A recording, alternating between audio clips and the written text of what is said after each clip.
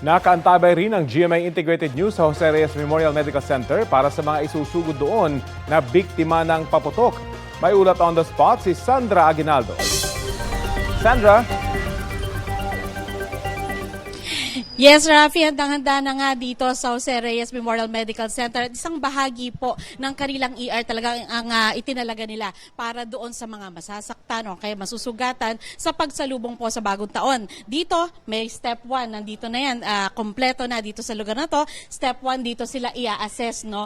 Kukunin ang kanilang pagkakakilanlan at aalamin, no, kung anong kanilang kalagayan. At pagkatapos, pagdating dito sa step 2, ito yung treatment and management. Dito naman huhugasan yung kanilang sugat, dito sila gagamutin. Katunayan dito, kung makita nyo, Rafi, kompleto na yung mga kagamitan nila dito. Naka-standby na yung mga ampules, sharps, vials, and syringes, mga gamot na kailang kakailanganin. Sa punto naman na ito, makakausap natin, no, yung mga doktor na sila talaga ay nakaantabay para po sa pagsalubong sa bagong taon. Narito po si Dr. Wenceslao Laudere, siya po yung ating medical chief, Dr. John Hubert Puwa, at siya po ay orthopedic surgeon, at si Dr. Zarla Gulmatico Flores, ang Chief of Medical Professional Staff, at si Dr. Jose Bondok, ang Chief Resident.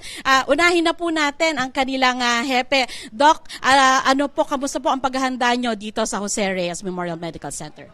Yeah, thank you, Sandra.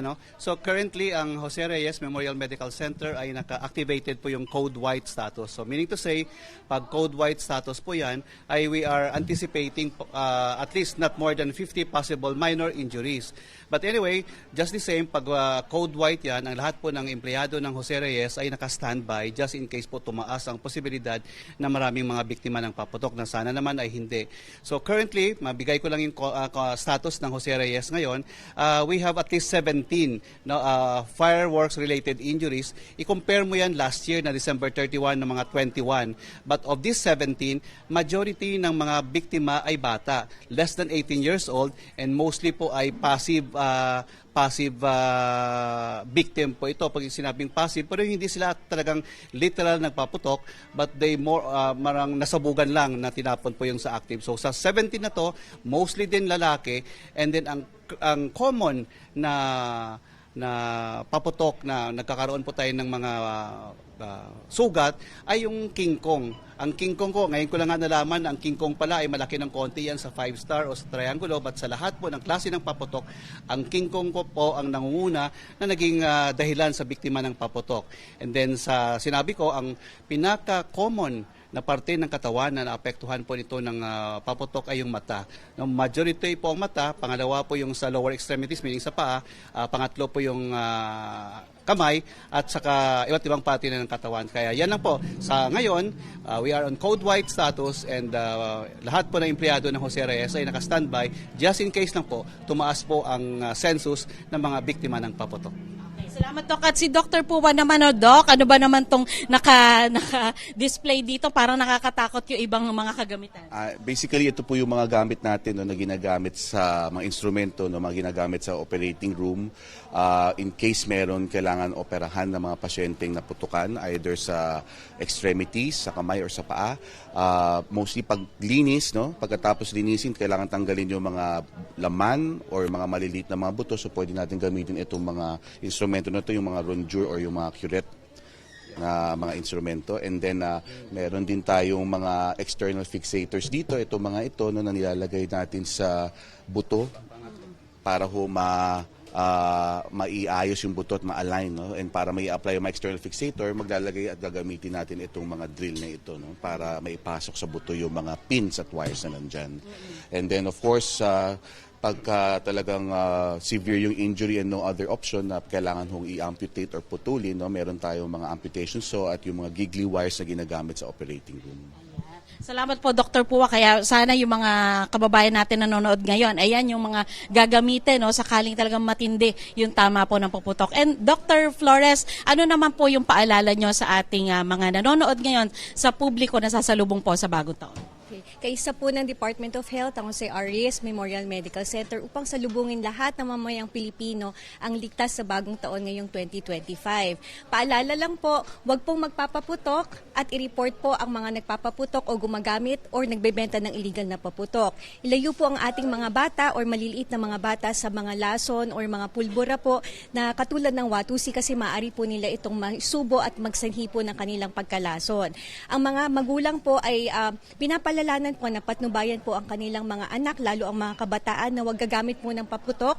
Ang mga paputok po na nakakalat sa kalsada, maaari po na huwag po sana nilang sindihan or gamitin po. At ngayong pong bagong taon, hinihikayat po natin lahat ng ating mamayang Pilipino na gumamit ng alternatibong pangpapaingay katulad ng kaldero, paggamit ng turotot o karaoke po kasama ang kanilang pamilya. At kung maaari lamang po ay maging handa po ang lahat sa mga bahay po kung saan magkaroon po tayo ng mga first aid kit para po sakaling magkaroon ng sugat o may maputukan po, handa po ang bawat pamilya. Sa mga fur parents naman po, yung mga alagang aso nila o pusa po nila, maaari po nilang ipasok sa loob po ng bahay upang hindi po matakot ang kanilang mga alaga. At ang mga bata po, iwasan po, lalo ang mga magulang po, ilayo po nila ang kanilang mga anak para po sa paputok para po tayo ay magkakaroon po ng isa pong ligtas na bagong taon ngayong 2025. And finally, Dr. Lauderas, meron po kayong gustong iparating sa ating mga kababayan? Yeah. Dalawa pong take-home message po natin po dito sa ating mga kababayan. Yung unang-una, naibuhos po natin ang pag-aalala sa mga kababayan po natin na iwas ang pagpapaputok. Pero syempre, hindi lang po yung mga biktima sa paputok ang dapat po nating i-remind. Unang-una, nakikita po natin sa aspeto naman ng medical. Marami rin pong inaatake sa puso, nagkakaroon po ng stroke. Dahil po siguro sa nasobra ang pagkain ng mga bawal na pagkain. Kaya ang aking advice lang, lahat po in moderation, hindi lang po ang pagpapapot ang iwasan yung mga biktima sa pagpapaputok, but yung kalusugan din po natin ang gawin po nating priority. And pangalawa, meron po kaming, siyempre hindi lang po kapakanan ng mga pasyente ang aming gagawin ngayong araw, kasi po yan po ang sinumpaan namin sa tungkulin, yung binibigyan priority ang mga pasyente.